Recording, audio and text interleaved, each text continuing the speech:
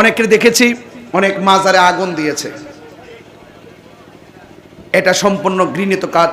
যেই সমস্ত দুর্বৃত্তকারীরা বাড়ি বাড়ি ডাকাতি এবং অগ্নিসংযোগ এবং ভাঙচুর এবং মাজারে আগুন দিয়েছে, তাদেরকেও অন্তর্বর্তীকালীন সরকার অনতি বিলম্বে সুষ্ঠু তদন্তের মাধ্যমে বিচার আওতায় আনতে হবে। কথা বলেন ঠিক কিনা? এই জন্য আমি টিভি চ্যানেলের বিভিন্ন জায়গায় দেখেছি মন্দিরে হামলা করেছে কে, পাহারা দিচ্ছে কে, সবই নিউজ হয়। কিন্তু আমাদের আল্লাহর ওলিদের মাজারে যে আগুন লাগাইছে এই পর্যন্ত কাহারও মুখ দিয়ে একটা নিন্দার কথা শুনলাম না, কোনো নিউজও দেখলাম না। কথা কোন ঠিক কিনা?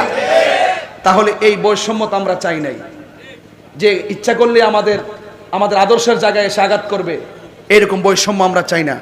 আমরা সম্পূর্ণ আমরা মনে করি এই বাংলাদেশটা সবার, যার যার ধর্ম সে স্বাধীনভাবে পালন করবে। আমার কাজ যদি আপনার ভালো না লাগে আপনি আপনারটা করেন, কিন্তু আমাকে বাধা